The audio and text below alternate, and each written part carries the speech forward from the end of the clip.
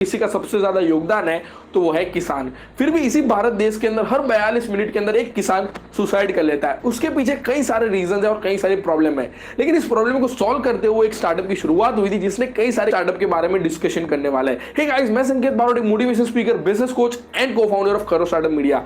आज एक ऐसी जबरदस्त केस स्टडी लेकर आया हूं जिसने हजार नहीं लाखों किसानों की जिंदगी को बदल दिया। बिहार के एक छोटे से गांव से स्टार्टअप की शुरुआत हुई थी एंड आज की डेट में 100 करोड़ का टर्नओवर क्रॉस कर चुके हैं, 90 करोड़ की फंडिंग रेस कर चुके हैं एंड बहुत जल्द इंडिया का नेक्स्ट यूनिकॉर्न स्टार्टअप बनने वाला है। किस तरीके से स्टार्टअप शुरू हुआ, क्या स्ट्रेटजी की वजह से ये सक्सेसफुल हुआ, क्या उनके प्लानिंग्स थे और किस तरीके से स्टार्टअप प्रॉफिट अर्न करता है एंड किस तरीके से उसने किसानों की जिंदगी को बदला, हर चीजें हम डिटेल्स में जानने वाले हैं। तो आपको बने रहना है और अगर अभी तक आपने चैनल को सब्सक्राइब नहीं किया तो सब्सक्राइब कर देना। इस चैनल पे कई सारे ऐसे वीडियोस आने वाले हैं जिसकी वजह से आप अपने बिजनेस को सही से ग्रो कर पाओ। तो टाइम वेस्ट किए बिना let's begin.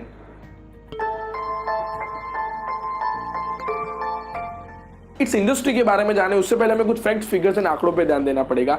India has a second largest agriculture market in the world. India का जो एग्रीकल्चर मार्केट है उसकी साइज करीब करीब $350 बिलियन की है एंड इंडिया की 31% पॉपुलेशन को इस इंडस्ट्री की वजह से एम्प्लॉयमेंट मिलता है। इंडिया के जीडीपी के अंदर भी इस इंडस्ट्री का कॉन्ट्रीब्यूशन 15% से भी ज्यादा है और आने वाले डेज में वो बढ़ने वाला है। लेकिन इस इंडस्ट्री को रन करते हैं, इस इंडिया को रन करते हैं, उस किसानों की हालत दिन ब दिन बदतर होती जाती है। इंडिया के अंदर सालाना 10,000 से 12,000 किसान सुसाइड कर लेते हैं। 44% किसानों के पास 2 वक्त की ठीक से रोटी भी नहीं है एंड 27% किसानों के पास पक्के मकान तक नहीं है। 80% किसान ऐसे हैं जिनकी सालाना इनकम 17,000 रुपए से भी कम है, यानी कि महीने की करीब करीब 5,000 या 6,000 रुपए। इसके अंदर घर चलाना बहुत मुश्किल हो जाता है। ऐसे तो क्या रीजंस है जिसकी वजह से किसान सुसाइड कर लेते हैं और ऐसे तो क्या प्रॉब्लम्स वो फेस करते हैं। कई सारी प्रॉब्लम्स है जिसकी वजह से आज की डेट में किसानों की हालत ये है, लेकिन उसका सॉल्यूशन क्या है और उसी सॉल्यूशन को निकालते हुए 2012 के अंदर देहात नाम से एक स्टार्टअप की शुरुआत हुई थी। देहात का अगर आपको मतलब पता होगा तो उसका मतलब होता है विलेजर्स, ऐसे लोग जिनको ज्यादा चीजें नहीं पता होती, यानी कि इस वर्ड का यूज बहुत ही बुरी तरीके से किया जाता है। लेकिन इस स्टार्टअप ने इस वर्ड का मीनिंग ही पूरी तरीके से चेंज कर दिया। 2012 के अंदर शशांक कुमार एंड मनीष कुमार ने स्टार्टअप की शुरुआत की एंड उसके बाद शशांक कुमार ने स्टार्टअप को आगे रन किया। शशांक कुमार के दिमाग के अंदर ये आइडिया बचपन से था क्योंकि वो खुद एक बिहार के रहने वाले थे और उन्होंने किसानों की प्रॉब्लम्स के बारे में कई बार सुना था और बहुत ही नजदीक से किसानों की प्रॉब्लम्स को देखा हुआ था। उनकी पढ़ाई के बाद 2012 के अंदर देहात को शुरू किया। देहात मेजर 3 सेक्टर में काम करता था। सबसे पहला सेक्टर था कि किसानों को कौन सी फसल उगानी चाहिए। दूसरा सेक्टर था उनको किस तरीके से अच्छी तरीके से उनको फसल उगे और उनको अच्छा मुनाफा हो, इसलिए किस तरीके से उनको फसल उगानी चाहिए। एंड तीसरा सेक्टर था कि उनको किस तरीके से अच्छे दामों के साथ उनकी फसल को बाहर बेचना चाहिए। ये 3 मेजर सेक्टर को जोड़ते हुए एक एग्रीटेक स्टार्टअप की शुरुआत हुई थी, यानी एग्रीकल्चर एंड टेक्नोलॉजी को उन्होंने कनेक्ट किया, किसानों को टेक्नोलॉजी के साथ उन्होंने कनेक्ट किया, इस स्टार्टअप की शुरुआत की। ये स्टार्टअप बहुत ही जल्द सक्सेस हासिल करने लगा एंड स्टार्टअप ने बहुत सारे अचीवमेंट भी हासिल किए एंड अच्छी खासी फंडिंग भी रेस की। लेकिन इस स्टार्टअप किस तरीके से प्रॉफिट अर्न करता है और इस स्टार्टअप को सक्सेस के पीछे क्या ऐसे तो स्ट्रेटजी है, आज वो जानने वाले हैं। तो इनके पीछे 5 स्ट्रेटजी काम करती है जिस स्ट्रेटजी की वजह से आज स्टार्टअप इतना ज्यादा सक्सेसफुल हुआ। सबसे पहली स्ट्रेटजी वन रूफ सॉल्यूशन। देहात एक ऐसा एग्रीटेक प्लेटफॉर्म था जिसने अपने प्लेटफॉर्म के थ्रू किसानों की हर तरह की नीड, हर तरह की प्रॉब्लम्स को सॉल्व करने का ट्राई किया। देहात ने अपने प्लेटफॉर्म के थ्रू किसानों की 5 बड़ी नीड या कह सकते हो 5 बड़ी प्रॉब्लम्स को सॉल्व किया। सबसे पहली प्रॉब्लम किसान फेस करते थे एग्री इनपुट को लेकर, यानी किसानों को खाद, बीज और पेस्टिसाइड के लिए अलग अलग प्लेटफॉर्म को विजिट करना पड़ता था और अलग अलग प्राइस वेरिएशन को फेस करना पड़ता था, जिसकी वजह से उनका टाइम एंड पैसा दोनों वेस्ट होते थे। जिसकी वजह से देहात ने क्या किया कि हर गांव के अंदर अपने देहात सेंटर ओपन किए जहां पे जाके किसान सारे एग्री इनपुट्स बहुत ही फेयर प्राइस के अंदर बाय कर सकते हैं और अगर वो चाहते हैं घर पे बैठे बैठे डिलीवरी करवाना तो ऑनलाइन एप्लीकेशन के थ्रू ऑर्डर करके घर पे डिलीवरी भी करवा सकते हैं, जिसकी वजह से किसानों का पैसा एंड टाइम दोनों बच गया। दूसरी प्रॉब्लम किसान फेस करते थे एग्री आउटपुट को लेकर, यानी कई बार किसानों की फसल के मुकाबले उनको सही प्राइस नहीं मिलती थी और मार्केट में सेल करने के लिए उनको कई सारी प्रॉब्लम को फेस करना पड़ता था। इसीलिए देहात ने डायरेक्ट किसानों एंड बड़े बड़े कॉर्पोरेट बायर को अपने प्लेटफॉर्म पे कनेक्ट किया, जिसकी वजह से जैसे किसानों की फसल उगती है वो डायरेक्टली बहुत ही अच्छी प्राइस के साथ कॉर्पोरेट बायर को सेल कर सकते हैं, जिसकी वजह से उनको बहुत ही कम प्रॉब्लम को फेस करना पड़ा और अच्छी प्राइस भी मिली। तीसरी प्रॉब्लम आती थी एग्रीकल्चर एडवाइजरी को लेकर, यानी कई बार किसानों को पता नहीं होता था कि कौन सी फसल उगाए, कैसे उगाए, कब उगाए, जिसकी वजह से वो गलत फसल को उगा देते और जिसकी वजह से फसल बर्बाद हो जाती थी और किसान को बहुत अच्छा खासा लॉस होता था। इसीलिए देहात ने टोटली फ्री किसानों को फ्री में एडवाइस देना स्टार्ट किया, जहां पे वो जो भी फसल के बारे में जितनी चीजें जानना चाहते हैं, जितनी अच्छे से जानना चाहते हैं, उनको बताया जाए और कौन सी चीजें उनको यूज करनी चाहिए वो भी बताई जाए, जिसकी वजह से किसानों का मुनाफा एंड किसानों की जो फसल की जो अच्छी गुणवत्ता है वो भी बढ़ने लगी। चौथी प्रॉब्लम किसान फेस करते थे एग्रीकल्चर फाइनेंस को लेकर, यानी कई बार किसानों के छोटे से लोन के लिए भी उनको ज्यादा इंटरेस्ट पे करना पड़ता था और कई बार उस इंटरेस्ट ना पे करने की वजह से उनकी जमीन छीनी जाती थी, जिसकी वजह से किसान पूरी तरीके से बेकार हो जाते थे। इसीलिए देहात ने क्या किया कि अच्छी अच्छी फाइनेंस कंपनी को भी किसान के साथ कनेक्ट किया, जहां पे किसान बहुत ही कम इंटरेस्ट के साथ लोन को ले सकते हैं एंड बहुत ही इजीली उसको पे आउट भी कर सकते हैं।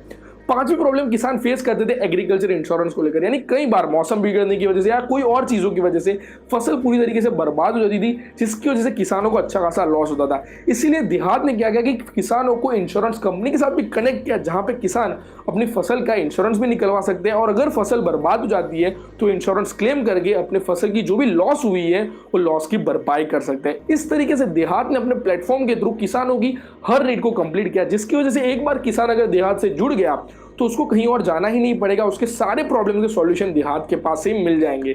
इस स्ट्रेटेजी को मल्टी मार्केट कैप्चरिंग भी बोलते हैं। इसी स्ट्रेटेजी को पेटीएम ने भी अप्लाई किया था। जब पेटीएम जब शुरुआत में आया तो उसके अंदर आप सिर्फ मोबाइल रिचार्ज कर सकते थे, उसके बाद पेटीएम ने पेमेंट ऑप्शन डाले, उसके बाद बैंकिंग ऑप्शन डाले, उसके बाद बिल पेमेंट के ऑप्शन डाले, ऑनलाइन शॉपिंग के ऑप्शन डाले, बुकिंग के ऑप्शन डाले। इस तरीके से पेटीएम ने कई सारे मार्केट को कैप्चर किया, यानी कि अगर आप पेटीएम के अंदर जाते हो, एक बार एप्लीकेशन ओपन करते हो, उसके बाद आपको कोई और प्लेटफॉर्म पे जाने की जरूरत ही नहीं है, पेटीएम ही आपकी सारी नीड्स को कंप्लीट कर देगा। इसी तरीके से आपको भी ट्राई करना है कि आप किस तरीके से अपने बिजनेस के थ्रू, अपनी एप्लीकेशन के थ्रू, अपने स्टार्टअप के थ्रू कस्टमर की जितनी ज्यादा हो सके उतनी नीड्स को कवर करो और उतने मार्केट्स को कवर करो, जिसकी वजह से आपके कस्टमर भी इंक्रीज होंगे एंड आपका रेवेन्यू, आपका प्रॉफिट भी इंक्रीज होगा, जिसकी वजह से आप बिजनेस को बहुत अच्छे से ग्रो कर पाओगे। दूसरी स्ट्रेटेजी है बिल्ड इकोसिस्टम। इंडिया के अंदर सालाना 25% फ्रूट्स एंड वेजिटेबल पूरी तरीके से वेस्ट हो जाते हैं, जिसकी कॉस्ट हमें 1 लाख करोड़ रुपए चुकानी पड़ती है।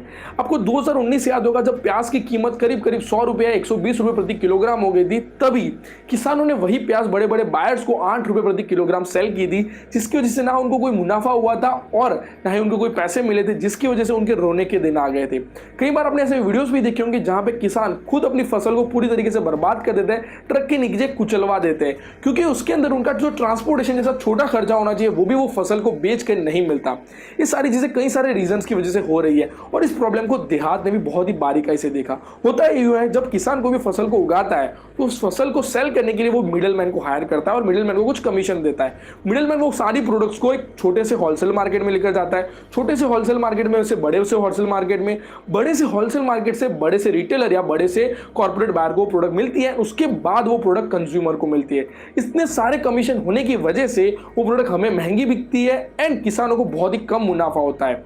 इसी चीज को बहुत ही अच्छे से समझने के बाद देहात ने अपने प्लेटफॉर्म के अंदर टोटल 250 कॉर्पोरेट बायर को कनेक्ट किया, जिसके अंदर कोका कोला, रिलायंस, गोदरेज जैसी कंपनी को कनेक्ट किया, जहां पे किसान डायरेक्टली अपने प्रोडक्ट को एक ही देहात की एप्लीकेशन के क्लिक से डायरेक्ट कॉर्पोरेट बायर को सेल कर सकते हैं और वो भी बहुत ही अच्छी प्राइस में, जिसकी वजह से किसानों का जो पैसों का वेस्ट होता था, फसल का जो वेस्ट होता था एंड टाइम का जो वेस्ट होता था वो पूरी तरीके से बच गया एंड जिसकी वजह से देहात के अंदर जो किसान काम करते थे उनकी इनकम बहुत ही ज्यादा बढ़ने लगी और किसानों को बहुत अच्छा खासा मुनाफा होने लगा। इस स्ट्रेटेजी के अंदर देहात ने किया क्या कि जो बीच की जितनी भी चीजें उसको निकाल दी एंड डायरेक्टली अपनी जो भी किसान है, अपने जो भी कस्टमर है, उनके डायरेक्टली बायर, उनके मुनाफे के साथ कनेक्ट किया। जब आप अपने कस्टमर को ज्यादा मुनाफा करवा दो तो डेफिनेटली वो आपसे ज्यादा चीजें खरीदता है एंड आपसे हमेशा कनेक्टेड रहता है। तो हमेशा आपको भी ट्राई करना है कि आप अपने कस्टमर को जितना ज्यादा प्रॉफिट करवाओगे उतना ज्यादा वो कस्टमर आपसे ज्यादा कनेक्टेड रहेगा। स्ट्रेटेजी है पावर ऑफ कंसल्टिंग सेलिंग। ये स्ट्रेटेजी बहुत ज्यादा इंपॉर्टेंट है अगर आप सेल्स फील्ड से बिलोंग करते हो या फिर स्टार्टअप करना चाहते हो, बिजनेस करना चाहते हो, क्योंकि कोई भी बिजनेस के अंदर सबसे ज्यादा इंपॉर्टेंट होता है सेल्स, क्योंकि सेल्स के जरिए प्रॉफिट होगा एंड प्रॉफिट के जरिए ही आपके बिजनेस का ग्रोथ होगा। आपको हमेशा ये चीज याद रखनी कि किसी भी इंसान को ये नहीं पसंद होता कि आप उसको कुछ चीजें बेच दो, क्योंकि वो हमेशा ऐसा सोचता है कि मैं बहुत ज्यादा चतुर हूं, मैं बहुत ज्यादा क्लेवर हूं, मुझे कोई कुछ नहीं बेच सकता, मुझे कोई कैसे बेच सकता, मैं तो बहुत सोच समझ के परचेस करता हूं। इसीलिए डायरेक्ट आपको सेल नहीं करना है, हमेशा आपको सामने वाले की मदद करनी है, सामने वाले के मुनाफे की बात करनी है, कंसल्ट करना है एंड देन आपकी प्रोडक्ट को सजेस्ट करना है, और जब सामने वाले को मुनाफा होगा तो डेफिनेटली वो आपसे परचेस करेगा एंड लाइफ टाइम परचेस करेगा। क्यों आज अमेजॉन और फ्लिपकार्ट 50-50% सेल लेते हैं? क्योंकि कस्टमर का जो लाइफ टाइम वैल्यू है वो बहुत ज्यादा होता है। इसी चीज को बहुत ही अच्छे से देहात ने समझा। देहात हर महीने 3,80,000 से भी ज्यादा मिनट सिर्फ एडवाइस देने में लगा देता है। जब देहात बहुत ही छोटे लेवल पे ग्रो कर रहा था तो देहात ने किसानों से कनेक्ट होने के लिए एक बहुत अच्छा आइडिया सोचा।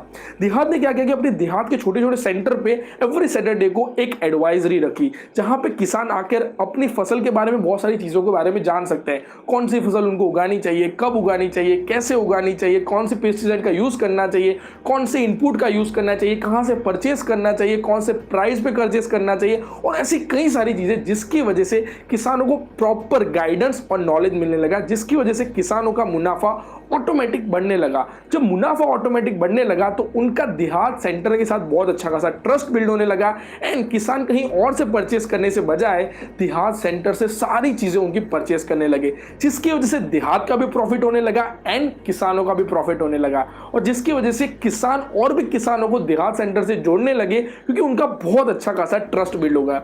इसी चीज को आपको हमेशा याद रखना, क्योंकि एक बार आपने कस्टमर के साथ ट्रस्ट बिल्ड कर दिया, एक बार उसको मुनाफा करके दे दिया तो लाइफ टाइम वो आपसे परचेस करेगा एंड लाइफ टाइम आपका प्रॉफिट होगा। चौथी स्ट्रेटजी है एडॉप्शन ऑफ टेक्नोलॉजी। अगर अभी तक आपने अपने बिजनेस का टेक्नोलॉजी को कनेक्ट नहीं किया तो बहुत जल्द आपका बिजनेस पूरी तरीके से खत्म हो जाएगा। ये चीज देहात भी बहुत अच्छे से जानता था, इसीलिए देहात ने अपने स्टार्टअप के अंदर एग्रीकल्चर इंडस्ट्री एंड टेक्नोलॉजी को बहुत अच्छे से कनेक्ट करता हुआ एग्रीटेक स्टार्टअप की शुरुआत की थी। उसके अलावा उन्होंने artificial intelligence and soil testing technology को भी कनेक्ट किया था, जहां पे किसान देहात सेंटर पे आके अपनी मिट्टी की जांच फ्री में करवा सकता है और उसके जो भी रिजल्ट्स होंगे उसको एआई से कनेक्ट किया जाएगा, जिसकी वजह से अगर फसल बर्बाद होने वाली होगी या कोई भी प्रॉब्लम आने वाला होगा तो किसान को प्रिकॉशंस एंड वार्निंग उसकी पहले से मिल जाएगा रहेगी, जिसकी वजह से उनकी फसल बर्बाद नहीं होगी और किसान को लॉस नहीं होगा।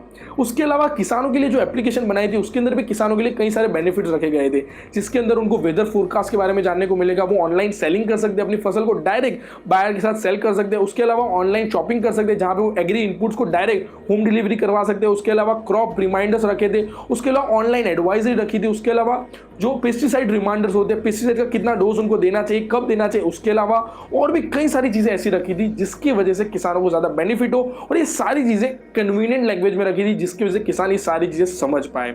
जब right advice, right crop and right selling होने लगी तो किसानों की इनकम के अंदर 2 गुना बढ़ावा देखने को मिला और किसानों ने बहुत अच्छा खासा कमाना स्टार्ट किया, एंड जिसकी वजह से और भी किसान उनके साथ जुड़ते गए और आज के दिन उनके साथ 2,12,000 किसान जुड़ चुके हैं। एंड उनका आने वाले डेज में टारगेट है कि 6 लाख किसानों को उनके साथ जोड़ा जाए। आपको हमेशा ये चीज याद रखनी है कि जितना ज्यादा आपके कस्टमर को मिलेगा उतना ज्यादा आपका बिजनेस आगे बढ़ेगा, जितना ज्यादा आपके कस्टमर को मिलेगा उतना ज्यादा आपका बिजनेस आगे बढ़ेगा। इसीलिए हमेशा ट्राई करो कि आपके कस्टमर को जितनी ज्यादा चीजें आप दे पाओ, एंड देन एक बार आपसे कस्टमर जुड़ गया देन डेफिनेटली आपका ही लाइफ टाइम प्रॉफिट है। पांचवी strategy expansion with right model. India के अंदर 90% स्टार्टअप 5 साल के अंदर पूरी तरीके से क्लोज हो जाते हैं। क्यों? क्योंकि अपने बिजनेस को सही से सस्टेनेबल या प्रॉफिटेबल नहीं बना पाते और अपने बिजनेस को सही से एक्सपेंड नहीं कर पाते, जिसकी वजह से उनको अपना बिजनेस पूरी तरीके से बंद करना पड़ता है।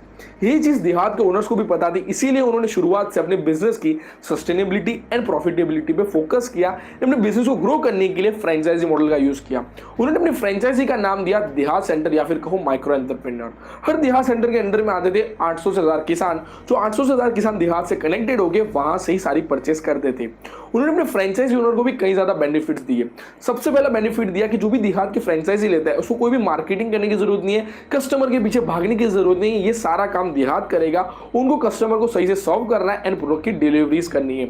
दूसरा बेनिफिट ये था कि जो भी देहात सेंटर का ओनर है उसको कुछ एप्लीकेशन के अंदर डेडिकेटेड टूल दिए, जिसके अंदर इन्वेंट्री मैनेजमेंट टूल आ गया, बैलेंस शीट मैनेजमेंट टूल आ गया और ऐसे कई ज्यादा टूल्स दिए जिसकी वजह से वो अपना बिजनेस को सही से मैनेज कर पाए।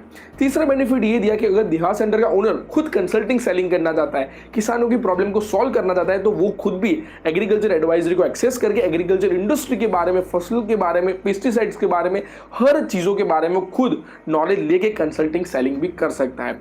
चौथा बेनिफिट ये दिया कि जो भी देहात सेंटर का ओनर है वो एक ही क्लिक के थ्रू 300 से भी ज्यादा एग्रीकल्चर इनपुट्स को एक्सेस करके मंगवा सकता है, बाय कर सकता है एंड डायरेक्ट सेल कर सकता है। इस तरीके से उन्होंने अपने देहात सेंटर के ओनर्स को कई ज्यादा बेनिफिट्स दिए, जिसकी वजह से उनकी फ्रेंचाइजी लेने वाले डेफिनेटली इंक्रीज हो गए।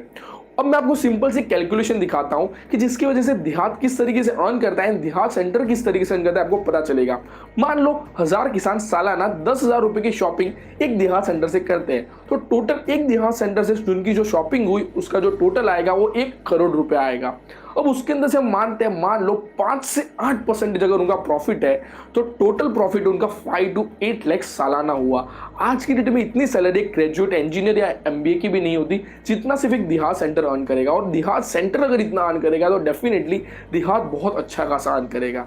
इसी तरीके से उन्होंने बिजनेस को सही मॉडल के साथ एक्सपेंड किया, एंड जब आपके बिजनेस के अंदर ग्रोथ, आपके बिजनेस के अंदर पैसा दिखता है, तो डेफिनेटली इन्वेस्टर उसके अंदर इन्वेस्ट करते हैं। एंड अभी अभी रिसेंटली देहात ने $12 मिलियन यानी करीब करीब 90 करोड़ की फंडिंग रेज की। आज की डेट में 500 से भी ज्यादा देहात सेंटर ओपन हो चुके हैं और आज की डेट में 4 स्टेट्स के अंदर ग्रो कर रहे हैं, एंड आने वाले डेज के अंदर उनका टारगेट बहुत बड़ा है।